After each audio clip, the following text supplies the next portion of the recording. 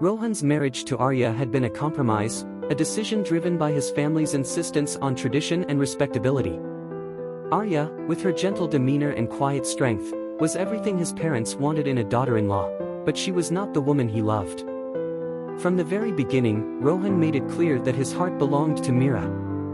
He treated Arya with coldness, never bothering to hide his disdain for the situation. Mira, for her part, was not content with just being the other woman. She wanted more. She wanted Rohan completely, without the shadow of another woman in his life. She began to manipulate situations, twisting events to make it seem as though Arya was out to hurt her. She would stage accidents, leave subtle marks on herself, and then tearfully accuse Arya of attacking her. Rohan, blinded by his love for Mira, believed every word. He would return home each evening, his face hardened with anger, his words sharp as knives. "Why do you keep doing this, Arya?" he would shout. "Can't you see how much you're hurting Mira? Why can't you just be civil?" Arya, who had always believed in the goodness of people, was stunned by the accusations. "I haven't done anything, Rohan," she would say softly, tears brimming in her eyes. "You know I would never hurt anyone."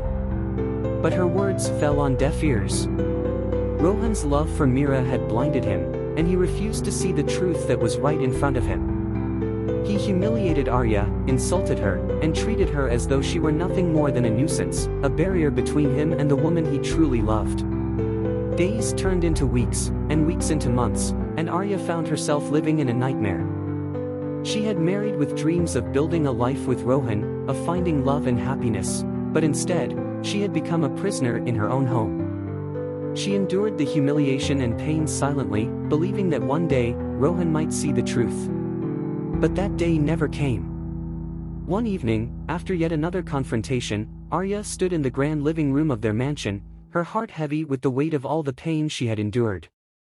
She looked at Rohan, her eyes filled with a quiet determination he had never seen before. "I can't do this anymore, Rohan," she said, her voice steady. "I want a divorce." Rohan looked at her, stunned. "What did you just say?"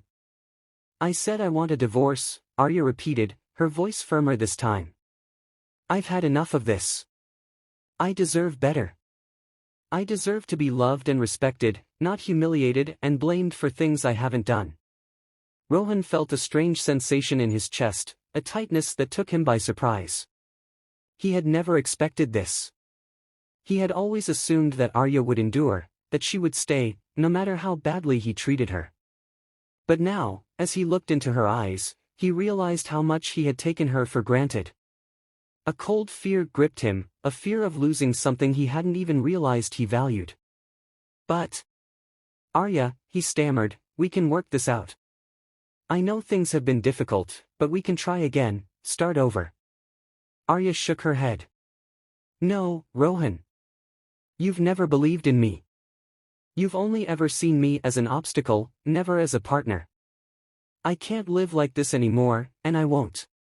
For the first time, Rohan saw the depth of the pain he had caused her, the weight of the hurt she carried every day. And in that moment, something shifted within him. He realized that he had been wrong, that he had been cruel and blind. A part of him, deep down, had begun to care for Arya, to see her kindness and strength, her quiet resilience. But he had been too proud, too stubborn to admit it. "I'm sorry, Arya," he whispered, his voice breaking. "I'm so sorry. I never meant to hurt you like this. Please, give me another chance."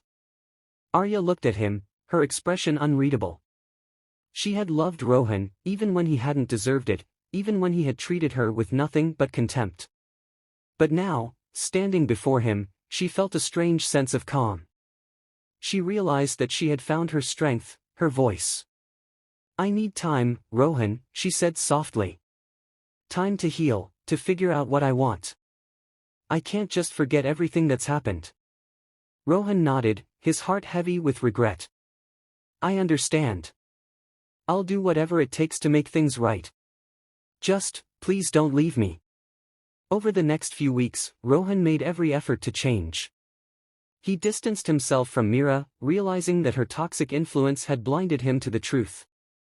He began to see Arya in a new light, not as the woman forced upon him by his family, but as someone with a heart full of love, someone who deserved to be cherished.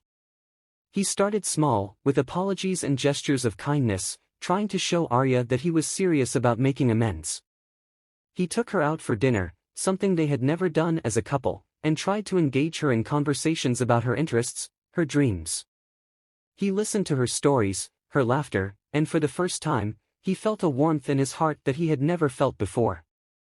Slowly, Arya began to soften. She saw the changes in Rohan, the sincerity in his eyes, the regret in his words. She saw a man who was trying, truly trying, to become better, to make up for the pain he had caused. One evening, as they sat together on the balcony, watching the sunset, Rohan took her hand in his. "I know I don't deserve your forgiveness," he said quietly, "but I want you to know that I love you, Arya. I love you in a way I never thought I could love anyone. I was a fool for not seeing it sooner, for not seeing you." Arya looked at him, her heart aching with a mix of emotions.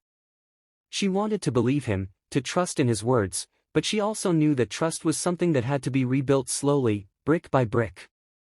"I'm willing to try, Rohan," she said softly. "But it won't be easy. And it won't happen overnight." Rohan nodded, his grip on her hand tightening. "I'll wait as long as it takes. I just want a chance to make things right, to be the husband you deserve." As the sun dipped below the horizon, casting a warm glow over the city, Arya felt a glimmer of hope. Maybe, just maybe, they could find their way back to each other, to a love that was built not on convenience or obligation, but on mutual respect and understanding. The road ahead would be long, and there would be no guarantees. But for the first time in a long time, Arya felt a sense of peace. She was no longer the timid girl who had married a man she barely knew, she was stronger now, wiser. And she knew that whatever happened, she would be okay. Together, they sat in the fading light, holding hands, ready to face whatever the future held.